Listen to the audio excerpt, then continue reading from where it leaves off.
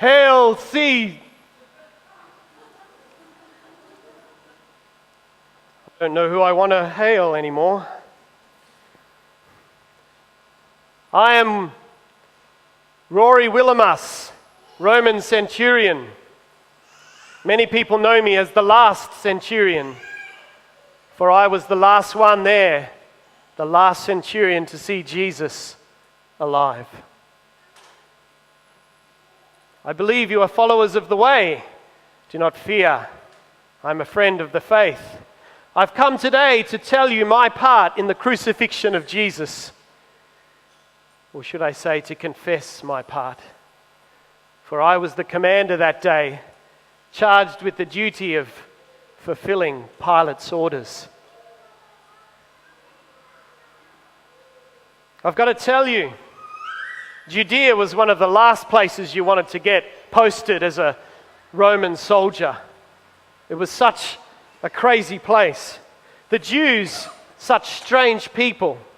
Every other nation had come quietly when Rome had come and conquered them, but not the Jews.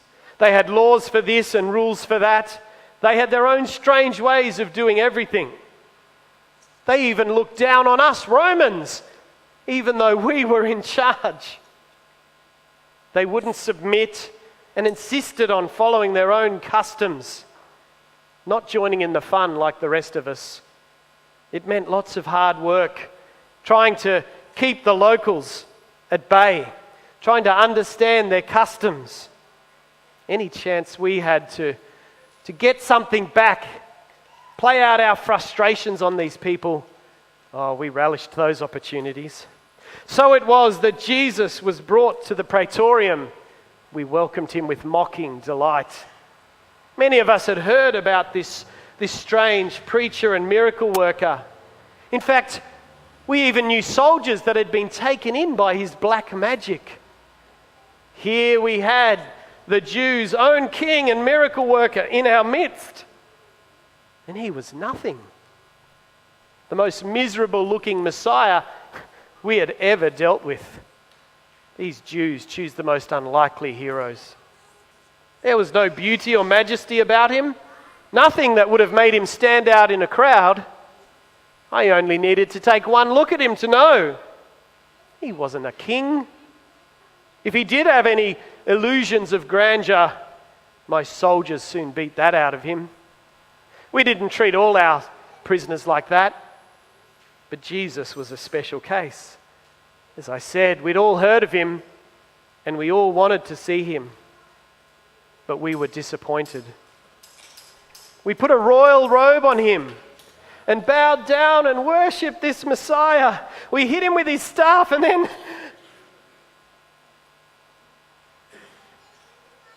ashamedly I say, we spat on him. Jesus took all that we gave him without saying a word, without flight or fear. At the time I thought it was weakness, but now I'm not so sure. We took Jesus out to be crucified, but he was already beaten, exhausted, no sleep, mocked and flogged. I always found it ironic that the one who said, "Take up your cross and follow me," when it came time for him to take his own cross, he needed someone's help.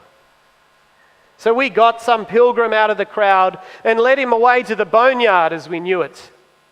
We had crucified many on this hill, Humiliation Hill. And so we offered him wine, vinegar, to dull the senses, but he refused. That was unusual. And then we did the deed. I'll spare you the gory details. I wish I could forget them. And then we rolled dice to divide his garments. We nailed the mocking charge above, "Here is your King of the Jews," mocking him and mocking the Jewish people. It was still early in the day, so all those coming into the city, they hurled abuse at this man. "You said you could destroy the temple in 3 days and rise it again. Well, come down and show us. Prove it, if you're so mighty." The priests were vehement. "He saved others, but can he save himself? Come down from the cross, then we'll believe you." Why did they hate this man so much? Yeah, I too had been mocking him, but I didn't know him. I was mocking the idea that this weak weasel could somehow be a king, a threat to mighty Rome. But why did the people, why did the priests hate him? What had he done to make them despise him? Were the people disappointed that he hadn't lived up to expectations and turned them into a mighty nation? They only had to look at him to know that he was no military leader, that he was a man of peace and gentleness. And the priests, why did they hate him? I can only imagine it was because he told the truth about them. He wasn't chasing their religious power. I began to wonder why we, Rome, why had we even got involved? Why were we crucifying this man? I wanted to become his protector, to move the crowds back and to shield him from the insults. Let him die in peace. But who am I to disobey orders or to care for the condemned? I'd been there when many innocents had died before, and it didn't matter. Then it happened. 3 hours in, right at high noon, the sky went pitch black. Oh, that was chilling. The insults dried up after that. Everyone went indoors, but we couldn't. We didn't know what was going on. Were the gods angry at this man? Or were they angry at us for killing him? 3 hours. 3 long and unnerving hours. Until Jesus finally cried out, "Eli, Eli, lama sabachthani," or something. We thought he was crying for Elijah. One man went and got him a drink, and we sat and waited, kind of hoping Elijah wouldn't show up. Then Jesus cried out and died. And it was in that moment that I was undone. I had seen hundreds, thousands of men die, and hardly any of them stood out. Yet I can't get their faces out of my mind. But none of them had died like this man. There was no hatred, no malice in him. There was no fear. I can't explain. He did not have a sense of injustice that he should have had. It was kind of like we were crucifying him for one reason, but he was dying for another reason altogether.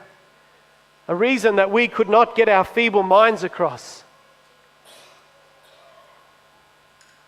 It was like there was some grand plan going on that day, and we were merely innocent pawns. Then I said it. I don't know where it came from, deep within me. These words bubbled up.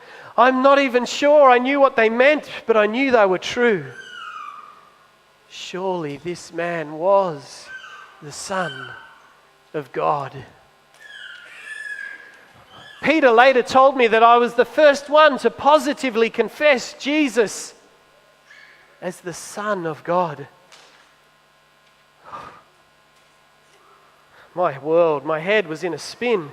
Here I was in charge of killing a man that I suddenly thought was more than a man. How had it come to this? Me, a brutal centurion, battle-scarred and battle-weary, battle-hardened, broken by a Galilean street preacher. How had this man's death caused a centurion to shed tears? Because that's what it did. The more that we stripped away from this man, the more we emptied and insulted and ground him down into the dust, the more he rose above our hostility, our anger and our hatred, and hung there like a beacon of the divine. We thought we were stripping him of everything, emptying him of everything. Yet as we did it, I came to realize we were giving him everything. I had to know who this man was. I had to find out, could he love me? Could he forgive me who had sent a spear into his side? I found those who knew him. I read the Hebrew scriptures. I found out that the very moment when Jesus died, the curtain in the temple was torn in two. That curtain that separates us from God was torn in two from top to bottom. Jesus hadn't been calling for Elijah on the cross. He had been crying to God, my God, why have you forsaken me?"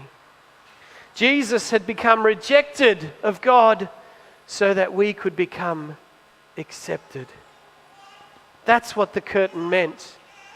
There was no more barrier between us and God at the very moment that Jesus died. And then I found this. I found Psalm 22. And I realized that Jesus was quoting this on the cross. Let me read it to you, for it undoes me. My God, why have you forsaken me? Why are you so far from saving me, so far from the words of my groaning? I am a worm and not a man, scorned by men and despised by the people. All who see me mock me. They hurl insult, shaking their hands. He trusted in the Lord. Let the Lord save him. I heard those words. Yet you, Lord, brought me out of the womb.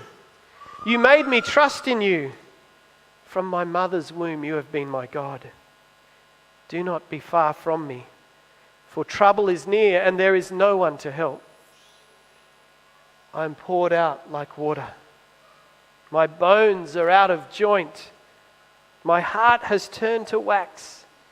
It has melted within me. My strength is as brittle as a shard of pottery, and my tongue sticks to the roof of my mouth. You lay me in the dust of death. Dogs surround me. A band of evil men have encircled me. They have pierced my hands and my feet. I can count all my bones.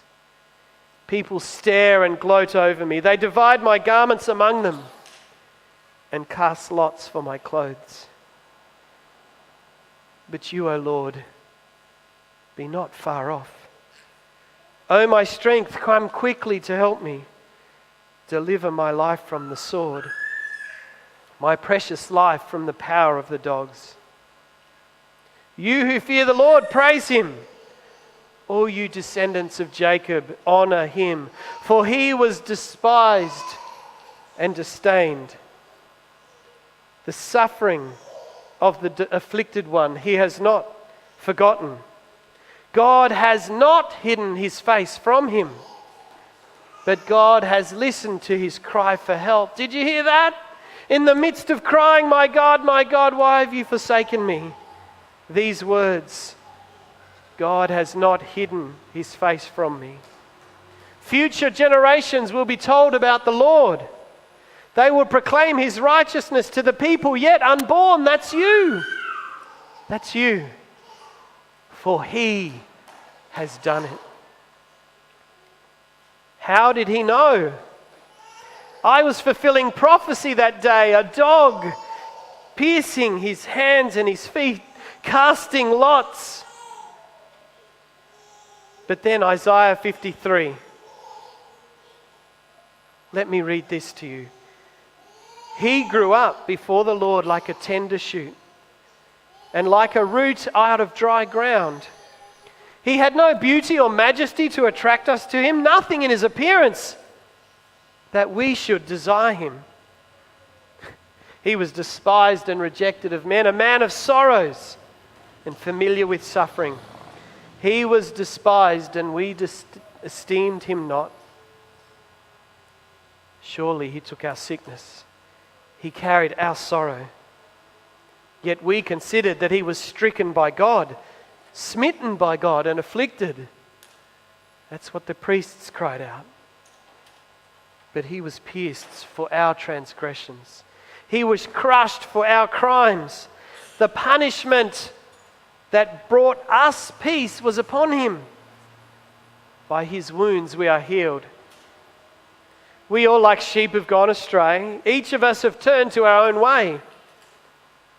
And the Lord has laid on him the sin of us all. He was oppressed and afflicted, yet he did not open his mouth. He was led like a lamb to the slaughter. I was there, yet he did not open his mouth. By tyranny and injustice he was taken. And who can speak of his descendants? For he was cut off from the land of the living.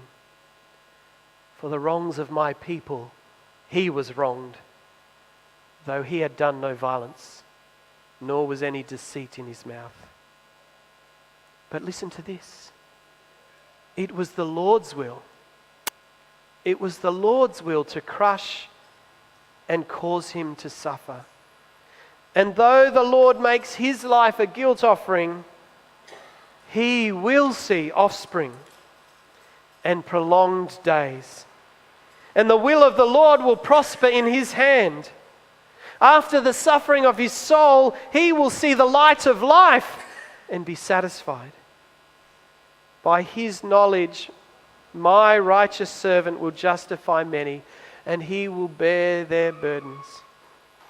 Therefore I, the Lord, will give him a portion among the great, and he will divide the spoils of the strong, because he poured out his life unto death. He was numbered with the sinners. He bore the sins of many and made intercession for the transgressors. Once I despised this man. Now I owe him my life. He took my sin even on that day on the cross, from my hands that had nailed him there. He was pierced for my sins, crushed for my crimes. The punishment that has brought me peace was laid upon him, and by his wounds I am healed. Oh, I have lived a shameful and sorrowful life, no more so than on that day. Yet Jesus redeems even me. If he redeems me, why not you? I might be the last centurion that saw him alive, but I was the first centurion to come alive because of what he did. Hail Jesus!